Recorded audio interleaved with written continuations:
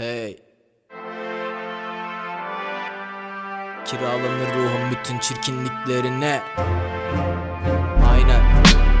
Bu siyah neden koyu, anlatsana nedir konu?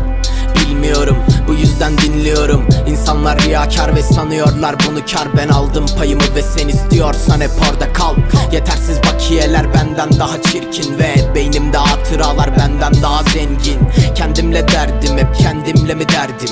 Boğazımda düğüm, sehpa ayağımda gergin. Tenekelerin sesi hep metaliklerin, bankamatik önlerinde yatanlar mı dinlediklerin?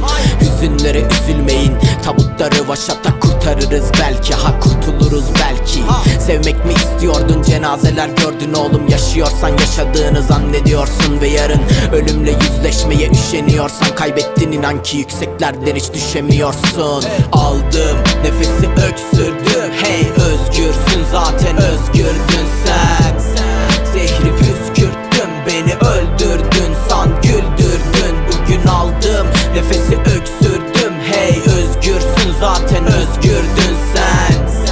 Zehri püskürttüm, beni öldürdün, san güldürdün. Bugün sigarayı sigaranla yakıyorsan inan, kaldırımdan izmaritler topluyorsan inan, otogarlar evin orada uyuyorsan inan. Fakat gözlerimde yok ki ışık, oysa var sanılan.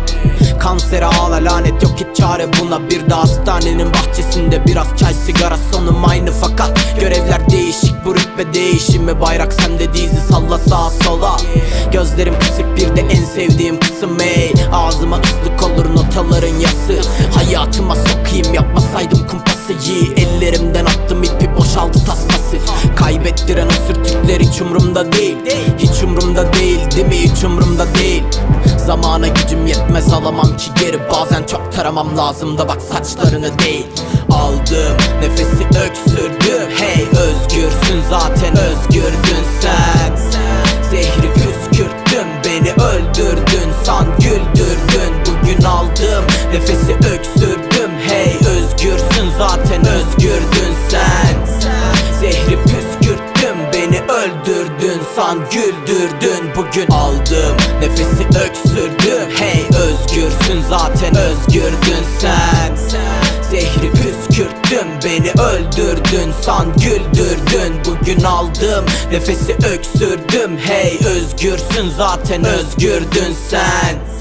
Zehri püskürttüm, beni öldürdün, san güldürdün. Bugün